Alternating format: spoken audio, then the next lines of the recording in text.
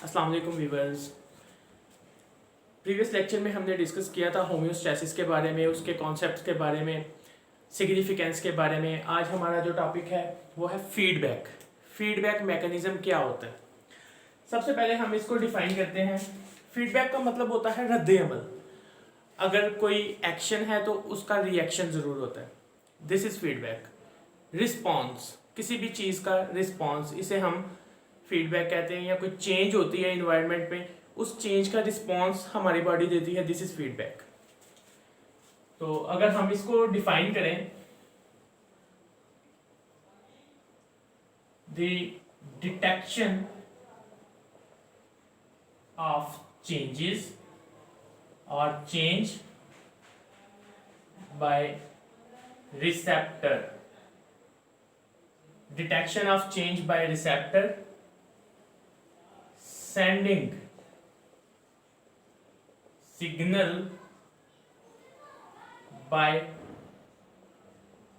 control center to effector for response. This response is called feedback. अब देखिए यहाँ पे डिटेक्शन, कोई भी चेंज है, इसको डिटेक्ट किसने करना है? रिसेप्टर ने। रिसेप्टर ने डिटेक्ट करके कंट्रोल सेंटर तक पहुंचाया। कंट्रोल सेंटर ने सिग्नल सेंड किया, किसे? इफेक्टर को। इफेक्टर ने आगे से रिस्पांस दिया। This response is called feedback. Understand?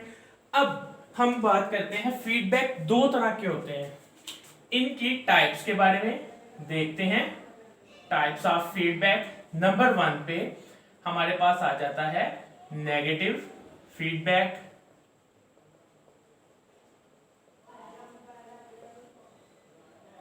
और दूसरा होता है पॉजिटिव फीडबैक मैकेनिज्म। सबसे पहले हम बात करते हैं नेगेटिव फीडबैक क्या होता है। नेगेटिव फीडबैक हमेशा याद रखिएगा, अगर रिस्पॉन्स ऑफ इफेक्टर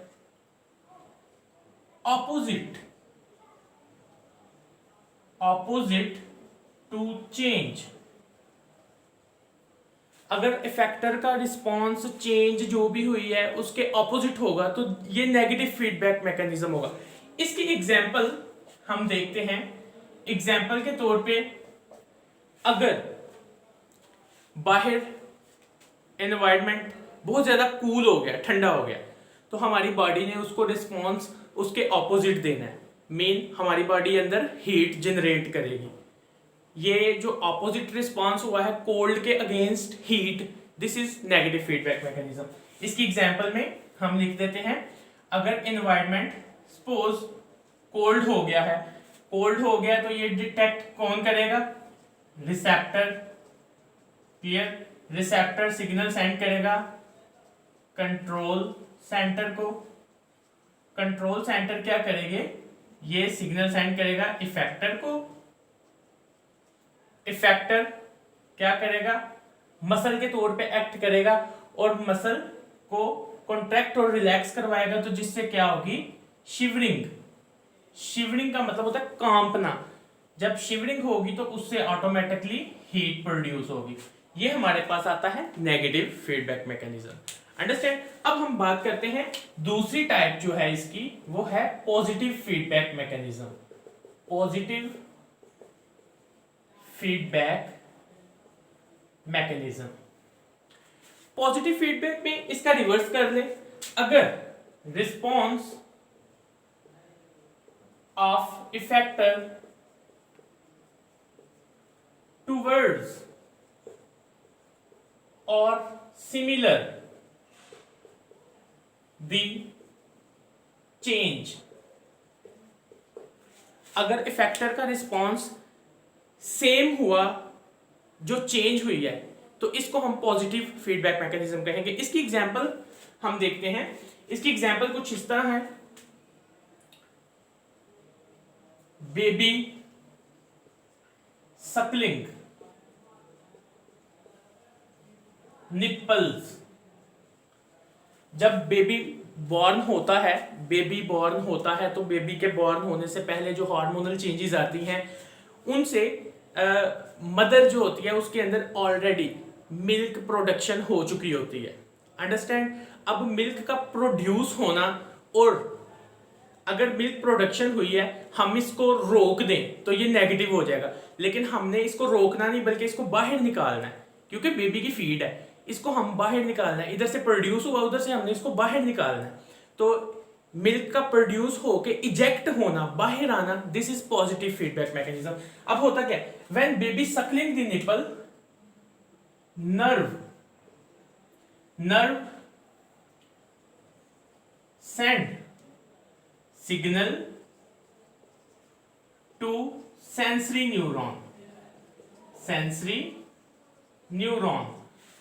neuron तक जो नर्व इंपल्स जाएगी तो ये सेंसरी न्यूरॉन क्या करेंगे, एक हार्मोन होता है जो पिट्यूटरी ग्लैंड में होता है, उसे कहते हैं ऑक्सीटोसिन हार्मोन को प्रोड्यूस करेंगे, रिलीज करेंगे, एक्टिवेट करेंगे, स्टिमुलेट करेंगे, डिस्चार्ज करेंगे।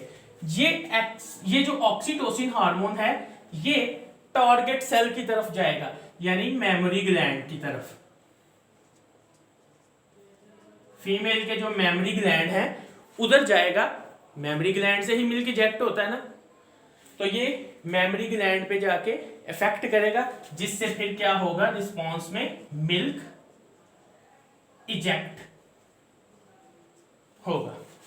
तो ये एक तरफ मिल्क प्रोड्यूस हो रहा है, दूसरी तरफ हम उसको इजेक्ट ही कर रहे हैं, बल्कि उसको स्टॉप नहीं कर रहे। अगर हम उसको स्टॉप कर देंगे तो नेगेटिव फीडबैक हो जाएगा, हम इसको इजेक्ट कर रहे हैं ताकि बेबी इससे फीडिंग कर सके। तो ये होता है पॉजिटिव फीडबैक मैकेनिज्म। अंडरस्टैंड? यहां तक हमारा जो टॉपिक है ये क्लियर होता है फीडबैक मैकेनिज्म का।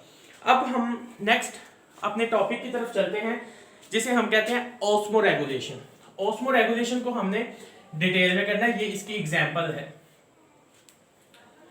तो ऑस्मो रेगुलेशन को कल हमने इंट्रोडक्टरी पढ़ा था कि क्या होती है ये टर्म, ऑस्मो रेगुलेशन के बारे में हमने देखा था। ऑस्मो रेगुलेशन,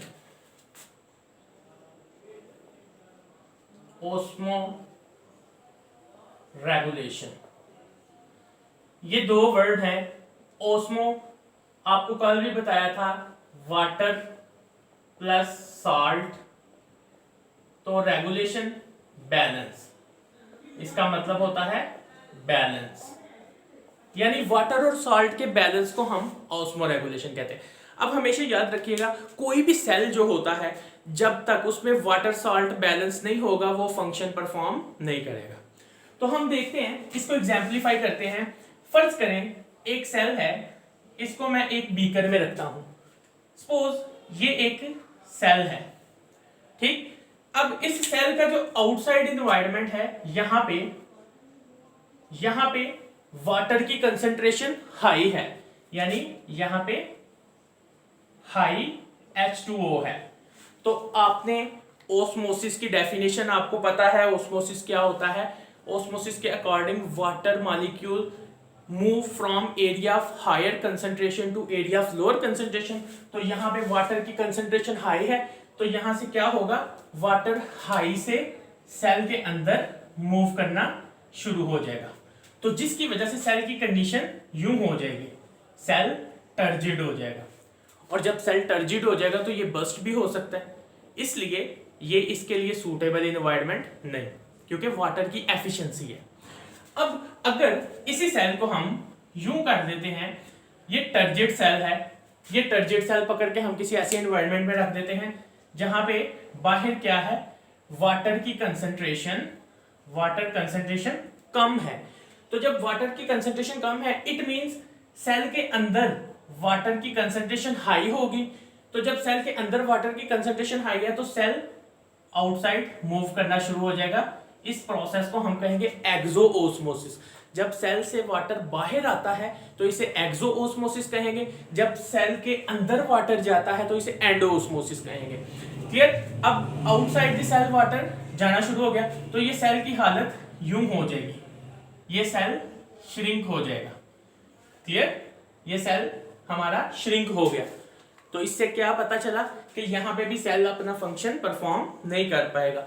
सेल को फंक्शन परफॉर्म करने के लिए क्या चाहिए, वाटर और सॉल्ट का बैलेंस। इट मींस कि आउटसाइड जितना वाटर है वो इक्वल हो इनसाइड ऑफ द सेल, फिर सेल सही फंक्शन परफॉर्म करेगा। ये ऑस्मो रेगुलेशन होती है। अब हम ऑस्मो रेगुलेशन के लिहाज से देखते हैं कि कितने टाइप के इन्वायरमेंट हैं, कितने टाइप के सॉल्यूशन हैं जो सेल के लिए सूटेबल है, कौन सा सूटेबल है कौन सा नहीं, तो इनको हम डिस्कस करते हैं। आई होप सो कि ये आपको अंडरस्टैंड हुआ होगा कॉन्सेप्ट ऑस्मो रेगुलेशन का, कि ऑस्मो रेगुलेशन का मकसद क्या है। अब हम नेक्स्ट देखते हैं ऑस्मो रेगुलेशन की बेस पे एनवायरनमेंट की टाइप्स को। सबसे पहले हमारे pass on the basis of osmo regulation हमारे पास आ जाते हैं 3 काइंड्स ऑफ एनवायरनमेंट, और इनको हम सॉल्यूशन भी कह सकते हैं।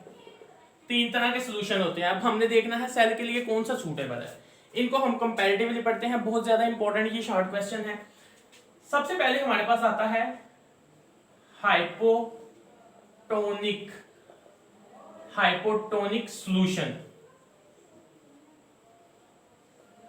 हाइपोटोनिक सॉल्यूशन, फिर नेक्स्ट आता है हाइपरटोनिक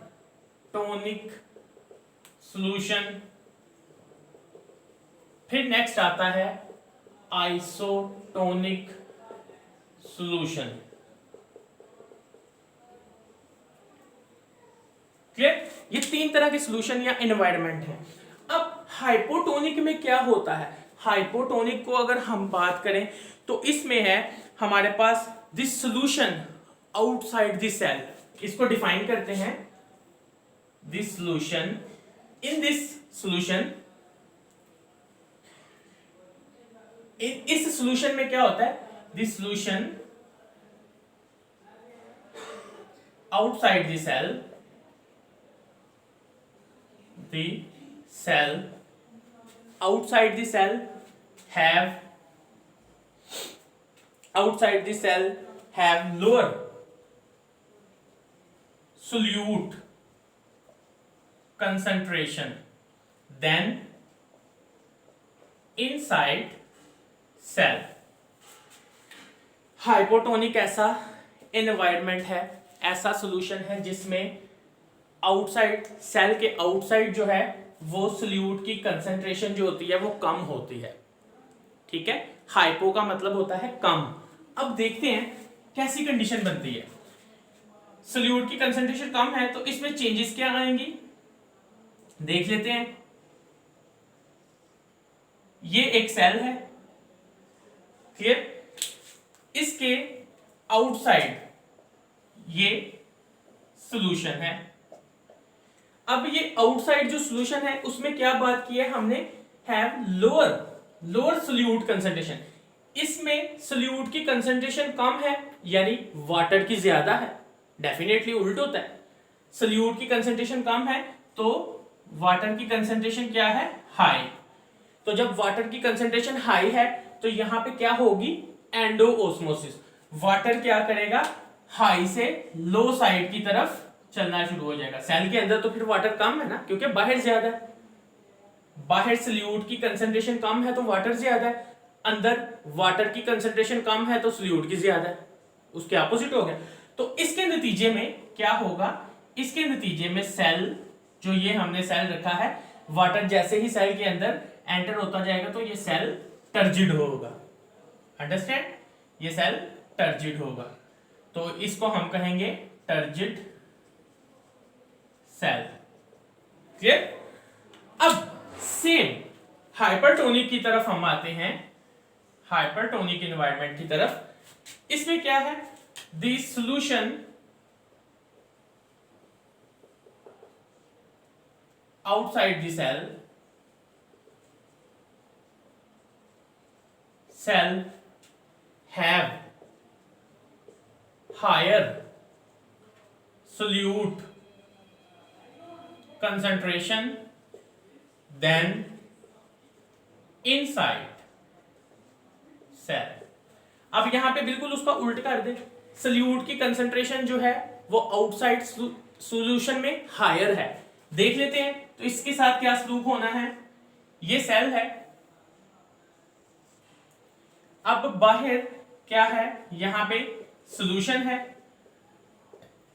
एक ऐसे सॉल्यूशन में इस सेल को रखा है जहां पे आउटसाइड क्या है, सॉल्यूट की कंसंट्रेशन ज्यादा है, हायर है।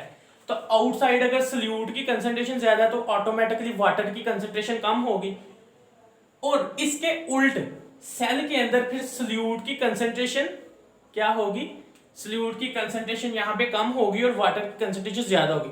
सेल के अंदर वाटर ज्यादा है तो यहाँ पे एक्सोऑस्मोसिस होगी। एक्सोऑस्मोसिस के नतीजे में सेल के अंदर से वाटर बाहर की तरफ मूव करेगा, from area of lower higher concentration to lower concentration. Water की ये नेचर है, हाई से लो की तरफ जाता है। तो सेल के अंदर वाटर हाई है, बाहर कम है, तो फिर ये सेल कैसा हो जाएगा, ये सेल कुछ यूं हो जाएगा, श्रिंक हो जाएगा। ठीक है, ये सेल में से वाटर लॉस हो जाएगा, सेल फ्लैसिड हो जाएगा, श्रिंक हो जाएगा।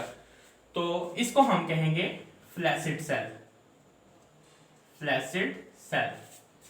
क्लियर। तीसरा इन्वायरमेंट, इसकी अगर हम बात करें तो आइसोटोनिक, आइसो का मतलब होता है same.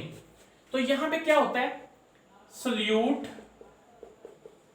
Concentration is equal outside and inside cell. यहां पे सेल के आउटसाइड, सेल के इनसाइड कंसंट्रेशन जो है वो सोल्यूट की सेम है, वाटर की भी सेम है, इसलिए इसको हम आइसोटोनिक सॉल्यूशन कहते हैं। तो यहां पे क्या होगा, सेल को अगर हमने रखा है तो नॉर्मल ही सेल रहेगा, ये ना फ्लैसिड होगा ना टर्जिड होगा। क्लियर। तो ये हमारा बहुत इंपॉर्टेंट टॉपिक था, hypotonic, hypotonic, isotonic.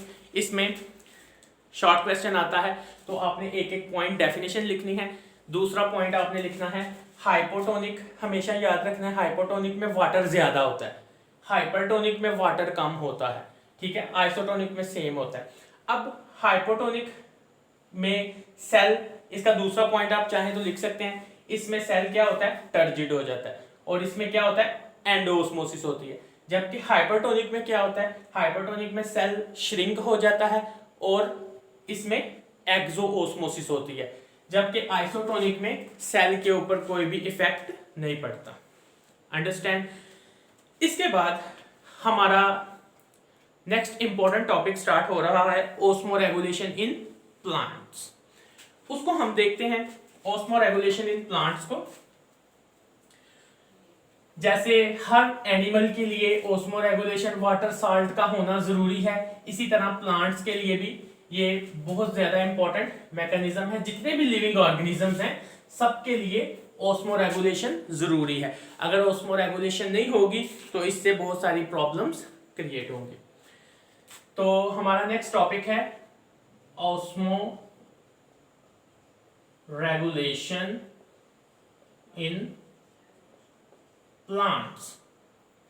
ओस्मोरेगुलेशन in plants हमारी सिलेबस के अकॉर्डिंग सेकेंडरी की बुक जो बायोलॉजी की है उसके मुताबिक ओस्मोरेगुलेशन प्लांट्स को 3 कैटेगरी में कैटेगराइज किया गया है। उनको हम 1 बाय 1 डिस्कस करेंगे। नंबर 1 हमारे पास आ जाते हैं हाइड्रोफाइट्स। क्लियर।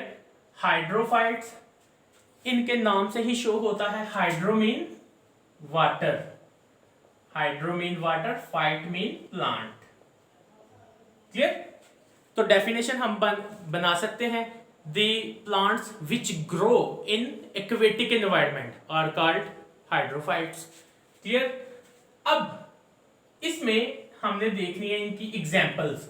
इसमें एग्जांपल आ जाती है water lily, water lily. Second example अगर हम इसमें देखें तो आ जाता है हाइड्रीला। थर्ड एग्जांपल अगर हम काउंट करें तो वो है राइस। जैसे चावलों की मुंजी लगाते हैं तो उसको भी वाटर बहुत ज्यादा रिक्वायर्ड होता है, तो इसलिए हम इसमें कंसीडर कर सकते हैं। अब हमने ये देखना है कि ये हाइड्रोफाइट्स पानी में, एनवायरनमेंट में कैसे अडॉप्ट करते हैं। इनके पास कुदरत ने इनको क्या ऐसे मैकेनिज्म दिए हैं जिसकी वजह से ये हाई वाटर वाली कंडीशन को फेस कर लेते हैं। तो हम इनकी देखते हैं अब अडॉप्टेशन। अडॉप्टेशन कैसे रहते हैं ये पानी में, इनके पास क्या नेचर ने इनको दिया हुआ है। Number 1, have large surface area of leaf. इनके जो लीफ होते हैं उनका लार्ज सरफेस एरिया होता है। लार्ज सरफेस एरिया होता है, जाहिर सी बात है लीफ का सरफेस एरिया लार्ज होगा, सो उसके रिजल्ट में large number of stomata. Stomata भी लार्ज नंबर में प्रेजेंट होंगे। क्लियर? और जितने ज्यादा स्टोमेटा होंगे उतना ज्यादा वाटर लॉस भी होगा, क्योंकि ये किसको फेस कर रहे हैं? हाई वाटर को, बहुत ज्यादा वाटर की एक्सेस कंसेंट्रेशन को फेस कर रहे हैं। तो जितना ये वाटर अब्जॉर्ब करेंगे उतना ही ये वाटर ट्रांसपायरेशन से बाहर भी निकालेंगे, एक्सेस वाटर। अगर नहीं निकालेंगे तो इनकी डेथ हो जाएगी। तो इसलिए नेचर ने इनको लीफ ऐसे दिए हैं जिनका सरफेस एरिया ज्यादा बड़ा है। जाहिर सी बात है लार्ज सरफेस एरिया होगा तो ज्यादा नंबर में स्टोमेटा होंगे, स्टोमेटा ज्यादा होंगे तो वाटर लॉस ज्यादा होगा। अब नंबर 3 में अगर देखें, दे इनके अंदर क्यूटिकल एब्सेंट होती है। इनके अंदर क्यूटिकल एब्सेंट होती है, अगर हो भी तो बहुत थिन, ना होने के बराबर। क्यूटिकल इसलिए एब्सेंट होती है ताकि वाटर आसानी से लॉस हो सके, क्योंकि क्यूटिकल अगर थिक होगी या प्रेजेंट होगी तो वो वाटर लॉस को प्रिवेंट करती है। नंबर 3 में हमारी ये बात होगी। तो ये 4 पे इनके जो स्टोमेटा होते हैं, स्टोमेटा अपर सरफेस पे प्रेजेंट होते हैं। ये चंद एक अडॉप्टेशंस हैं जो इनको एक्वेटिक एनवायरनमेंट में ग्रो करने के लिए हेल्पफुल हैं। अब हम नेक्स्ट कैटेगरी की तरफ जाते हैं, वो है हमारे पास मीजोफाइट। मीजोफाइट्स, मीजो का मतलब होता है मॉडरेट, फाइट मतलब प्लांट। यानी मीजोफाइट ऐसे प्लांट है जो दरमियाने इन्वायरमेंट, मॉडरेट इन्वायरमेंट में रहते हैं, ना ज्यादा पानी ना ज्यादा खुश्की। इनको हम mesophyte, the plants which grow in moderate environment are called mesophytes. इनमें अगर हम एग्जांपल देखें तो इसमें आ जाता है रोज,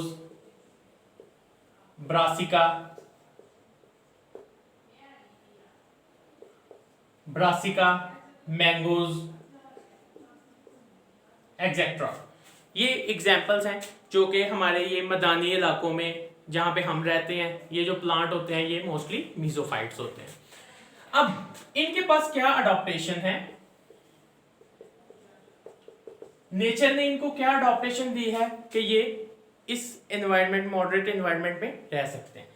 नंबर 1, इनको एक्सेस वाटर भी फेस करना पड़ जाता है बाजू का, और ड्राई कंडीशन भी फेस करनी पड़ जाती है। If excess water, during excess water, जब इनको एक्सेस वाटर का सामना करना पड़े तो दे ओपन देयर स्टोमेटा। तो ये अपने स्टोमेटा ओपन कर देते हैं ताकि ज्यादा से ज्यादा रेट ऑफ ट्रांसपायरेशन हो और वाटर एक्सेस जो है वो लॉस हो जाए। अगर इनको शॉर्टेज ऑफ वाटर फेस करना पड़े, शॉर्टेज ऑफ वाटर में जब वाटर की कमी हो जाए, देन दे क्लोज स्टोमेटा। तो ये अपने स्टोमेटा को क्लोज कर देते हैं ताकि जो इन्होंने पानी सेव किया है वो जाया ना हो जाए। क्लियर? नंबर 3 पे दे हैव क्यूटिकल। इनके पास क्यूटिकल भी होती है, शाइनी क्यूटिकल होती है। क्लियर? इनके जो स्टोमेटा हैं, स्टोमेटा लोअर एपिडर्मिस पे प्रेजेंट होते हैं। स्टोमेटा इनके लोअर एपिडर्मिस पे प्रेजेंट होते हैं ताकि एक दरमियानी कंडीशन में इन्होंने रहना होता है। जब एक्सेस वाटर हो तब इनको स्टोमेटा की ज़रूरत पड़ती है ओपन करने के लिए। जब वाटर शॉर्टेज बहुत ज़्यादा हो जाए तब इनको इसको क्लोज करने की ज़रूरत पड़ती है। तो ये जो है लोअर एपिडर्मिस में प्रेजेंट होते हैं। ये अडॉप्टेशन है हमारे पास मीजोफाइट्स की। अब हम आते हैं थर्ड कैटेगरी की तरफ, जिसे हम कहते हैं जीरोफाइट्स। जीरोफाइट प्लांट्स, इनको देख लेते हैं। जीरोफाइट्स,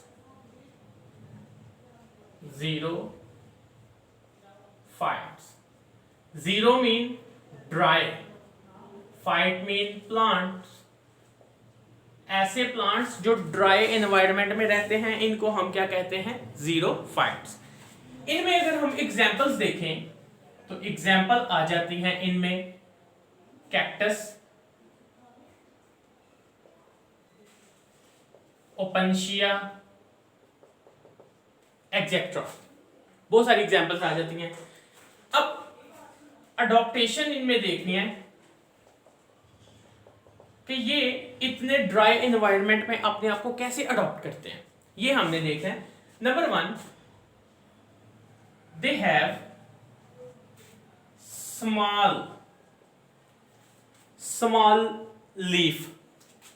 स्मॉल लीफ और इनका सरफेस एरिया भी स्मॉल होता है। क्लियर? नंबर 2,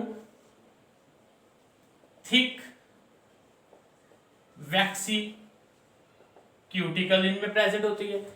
वैक्सी लेदरी थिक क्यूटिकल होती है जो कि वाटर लॉस को बचाती है, वाटर लॉस को प्रिवेंट करती है। अब नंबर 3 पे अगर इनमें देखा जाए तो इनके जो स्टोमेटा होते हैं, जाहिर सी बात है लीफ स्मॉल है तो स्टोमेटा भी नंबर में कम होंगे। स्टोमेटा प्रेजेंट इन डिप्रेशन, यानी इन लीफ की गहराई में स्टोमेटा प्रेजेंट होते हैं। स्टेम और लीफ की गहराई में डिप्रेशन में प्रेजेंट होते हैं। क्यों? ताकि उनके ओपन होने की जरूरत ही नहीं पड़ती, क्योंकि इनको ऑल टाइम फेस करना पड़ता है ड्राई एनवायरनमेंट। अब इसके बाद नंबर 4 में क्या होता है, कुछ ऐसे कैक्टस होते हैं, कैक्टाई, ये क्या करते हैं? अपने लीफ को शेड कर देते हैं। शेड मतलब पत्ते गिरा देते हैं। कब? ड्यूरिंग ड्राई एनवायरनमेंट या ड्राई सीजन। ड्राइएस्ट सीजन जब आता है ना तो ये अपने पत्ते गिरा देते हैं। क्यों पत्ते गिरा देते हैं? ताकि जो थोड़ा बहुत भी ट्रांसपायरेशन का चांस है वो भी खत्म हो जाए, इसलिए ये अपने लीफ को शेड कर देते हैं। लेकिन नंबर 5 पे जब रेनी सीजन आता है, रेनी सीजन बारिशें होती हैं, तो इनकी जो स्टेम होती है, स्टेम स्टोर वाटर,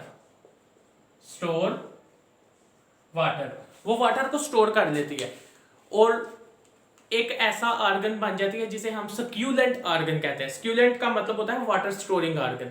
स्टेम के ऊपर लीफ नहीं होगा लेकिन वो वाटर को अपने अंदर स्टोर कर लेगी। तो ये हमारे पास अडॉप्टेशंस थी। हम इनको जरा देख लेते हैं आज के क्या क्या हमने पढ़ा है। सबसे पहले हमने बात की थी फीडबैक मैकेनिज्म की। फीडबैक मैकेनिज्म में हमने उसकी डेफिनेशन को देखा, उसकी टाइप्स को देखा, उनकी एग्जांपल्स को देखा। फिर हमने ऑस्मोरेगुलेशन का बेसिक कॉन्सेप्ट देखा कि ऑस्मोरेगुलेशन क्या होता है, वाटर और साल्ट का बैलेंस, इसे हम वाटर साल्ट बैलेंस कहते हैं। फिर हमने ऑस्मोरेगुलेशन की बेस पे इन्वायरमेंट्स को देखा। 3 तरह के इन्वायरमेंट देखे, हाइपरटोनिक, हाइपोटोनिक, आइसोटोनिक। उसके बाद हमने उनको डिफ्रेंशिएट किया और जो कि बहुत इंपॉर्टेंट शॉर्ट क्वेश्चन था। फिर हमने देखा है कि ऑस्मोरेगुलेशन इन प्लांट्स को ऑस्मोरेगुलेशन की बेस पे 3 कैटेगरी में कैटेगराइज किया गया था, हाइड्रोफाइट, मीजोफाइट और जीरोफाइट। इंशाल्लाह ताला अब हम नेक्स्ट लेक्चर में डिस्कस करेंगे अपने नेक्स्ट टॉपिक को, ऑस्मोरेगुलेशन इन एनिमल्स। तब तक के लिए अल्लाह हाफिज़। और कोई भी अगर इससे रिलेटेड क्वेश्चन हो तो आप व्हाट्सएप भी कर सकते हैं और मुझे कमेंट भी कर सकते हैं। Thank you.